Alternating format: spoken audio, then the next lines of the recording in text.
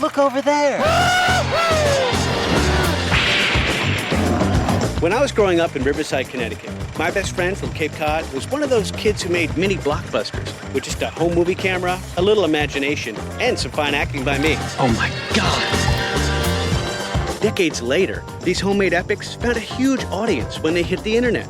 People wondered who made these films, and some even doubted they were made by kids at all. So we went back to the old neighborhood where we first met when we were just 2 years old, and we hung out along the same river where we shot some of our favorite films. That's where we relived our Super 8 days.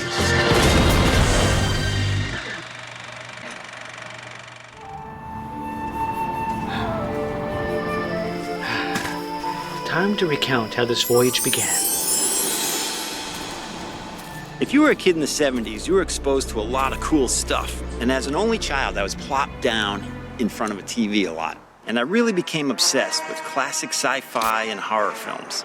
I watched a lot of Roger Corman and American International movies, really low-budget stuff that didn't seem too hard to imitate. Even if you were just a kid, it was like, I bet I could do this. So before I ever got a camera, I was making these kind of things without a camera. I'd start out with flip books of King Kong, the Wolfman, and the $6 Million Man, anything that was popular at the time. Rob was directing us way before he got the camera. We would do these staged plays in the backyard. We'd be playing Planet of the Apes. And I remember one time we came around the house to attack Rob and his group, and we came around and suddenly Rob says, stop, stop. And we're like, what do you mean stop? I would be yelling cut and do it again because that punch was too far from the chin or something like that. We'd be like, this isn't a movie we're making. What are you doing? Nope, gotta do it again. He didn't even have a camera in his hand. One more time, please. And then to make matters worse, he started acting like Cecil B. DeMille. After a while, he was going like this. Then, in 1976, when I was 12 years old, and after much pleading, I got a movie camera for Christmas. And instead of shooting family home movies, I went out and made an earthquake film.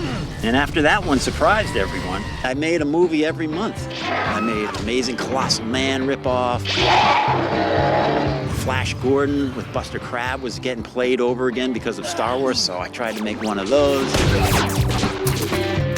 A lot of kids back then tried their hand at this kind of thing, but this was pretty much all Rob ever did. For years.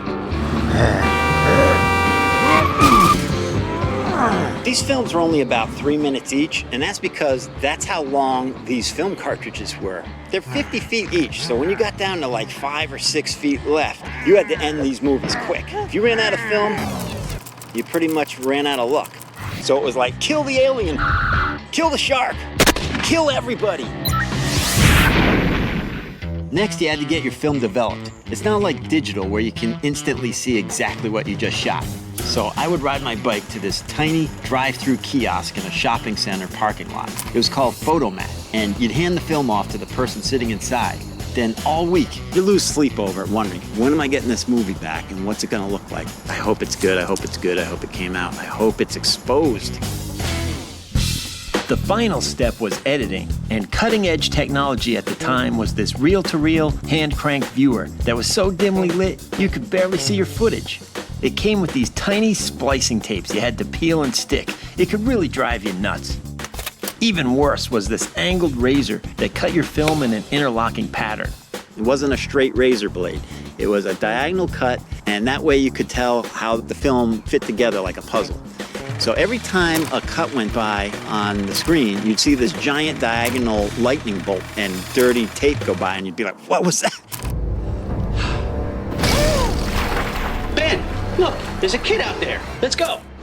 I got a lot of my friends to be in these movies, but John became my go-to actor. Methinks me knows whose treachery is behind all this treachery.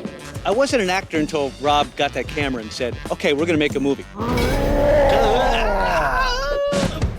He was like this young James Franciscus type with a lot of the same dramatic expressions. He was an actor we had seen in Beneath the Planet of the Apes, and John kind of fit that same heroic mold. I've come for the golden booty. So I used him as James Bond, as Sinbad, even as a Klingon captain, so he wasn't always the good guy. Here's a 3-minute epic we made exactly 40 years ago when we were just 13. There doesn't seem to be anyone around here. Tricorder indicates no life forms on this planet. Every summer, we ripped off the biggest blockbuster, like our cleverly titled Sky Wars. This was our version of Star Wars, only with Star Trek. This predates the Star Trek the Motion Picture, so that's kind of cool. We would use just about anything we had to make an elaborate costume.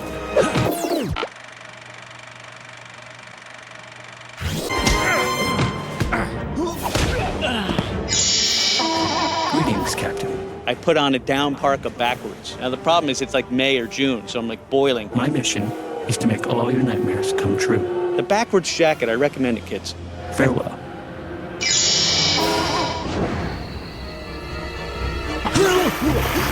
Then Jaws 2 came out, so we filmed our own Jaws sequel right here in Riverside and called it Teeth.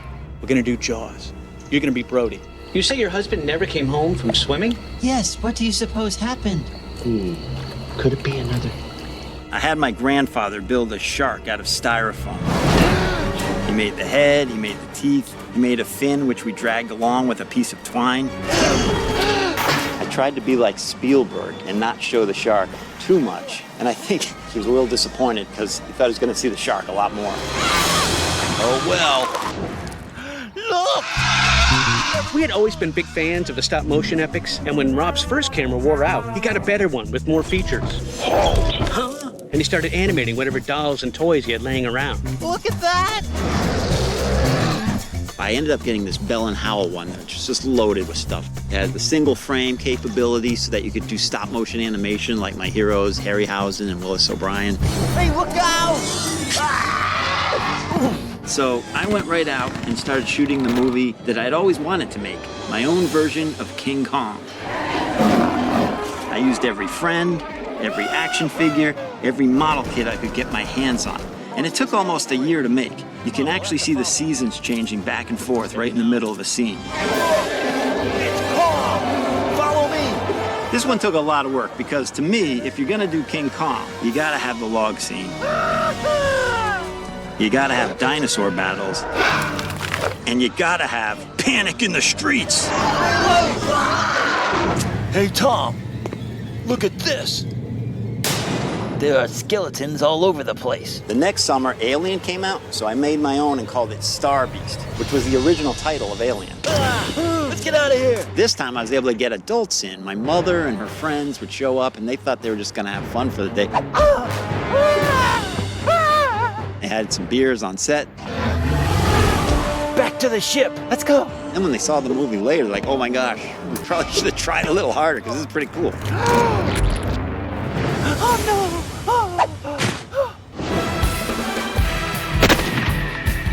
Our James Bond epic, Deathmonger. Great title for a Bond movie. We were coming off Spy Love Me, of course, and Moonraker. As with every Bond film, there's a very stylized main title sequence with scantily clad women. So we had to do that. And for the very ending, I throw the villain off the tower in Provincetown. John climbed all the way to the top of the monument, armed with a G.I. Joe, and then I yelled up to him, Throw it! And he's rolling, right? And I throw it off, and I threw past the camera. So I come down and go, how was that, Rob? Did you get it? He goes, no, I didn't see it. So I grabbed a doll and had to run back up. And I'm running past all these old people and kids and stuff, and I'm back up on the tower, and then I could barely hear him again. He's screaming from down below, throw it again! So we threw it, and this time we actually got it. It's probably the closest people have come to being killed by a falling action figure.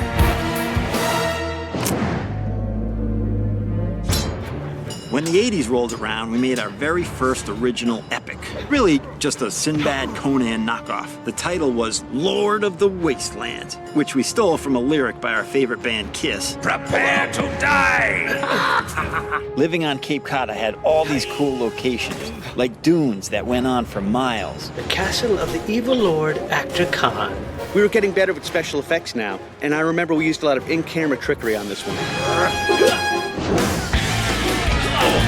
Then, when I got to Boston University Film School, the guys in my dorm and I got inspired by campus screenings of The Warriors and Enter the Dragon. Rob's last Super 8 movie he made was kind of a Mad Max ripoff, and he had this giant Oldsmobile, Delta 88. And he wanted to get one of those shots where the car comes pulling up to the camera that he's got on a tripod. Well, the car comes up, it's an awesome shot, bang!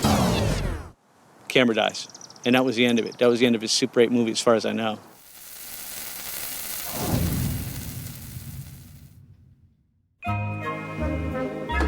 So many years later, I dug up all these films which had been stored away for decades, and I had them transferred and digitized so I could finally add sound to them. Because they were always just silent movies shot with a silent camera. It was cool when Rob started to add sound to the films, but then again, they were never really silent ever. I never watched one of these movies in the room like this. Everyone would gather around and I'd project these films onto a wall or onto a screen, and then in the back of the room by the projector, I would narrate and do all the dialogue. We've got to kill it! Anytime I ever watched it, Rob was adding the sound effects, the punches, changing his voice for the women. Oh no! Noreen! Oh! Sometimes I'd even have some music playing on a turntable. That's a record player. Patty! Patty! Who did this to you? Who? The narration just get burned into my brain. But I killed you years ago. Yes, and now I've come back for my revenge. It was such a relief to just purge those lines from my head. Seems we have a stowaway on our hands. Sir, I didn't mean any harm. It's funny, I couldn't believe that he could remember. I don't think he ever wrote any of it down. You ever heard of Kong? That's just a bunch of baloney. Hey, you never know. It could be true. Bah! All right, so what happened here? Even John got in on the voiceover action. I got to do all the lines from the movies. It was 40 years later. It was bizarre. Brody here. Chief, Mrs. Houston says there's a problem with her husband. I'll check it out. And then came the intricate adding of every sound effect. This way. Every footstep of 2 to 3 people walking through the woods or on concrete. Hello? These things were finally complete, and I could pass them out on DVDs to people who were involved with them. And then when YouTube came along, I was like, I'll just throw them up there. And I didn't think much about it. But then we started getting all these views, like thousands of them. And then tens of thousands for King Kong. We couldn't believe it. And from that moment on, other websites and blogs started taking notice and writing articles about the films. To this very day, it's crazy. I'll just be searching on the internet and there'll be some new story about them. These were actually not supposed to be seen by this many people. They were for family and friends and whoever happened to be in the movie. But how cool is it that people are watching? It's fun. So you take your camera and you would open the film door, and then you would take your cartridge and you would angle it in and just snap it right in and shut the door and you were ready to go. I have not done that since 1983. Feels good.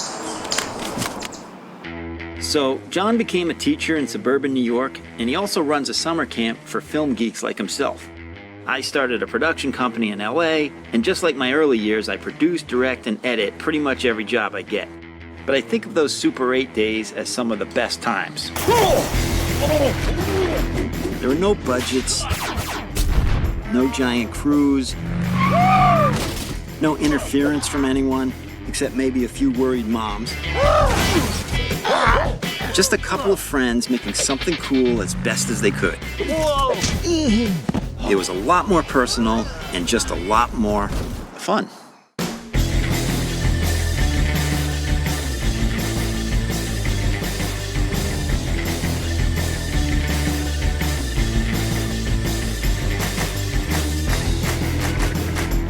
Smile, you son of a... You know, I always wondered what our version of Planet of the Apes would have been like. Action! What is this place? We should probably get on that. Follow me, men. Come on. Yeah, we'll go this way. Come on, keep up. Kong went across this log bridge.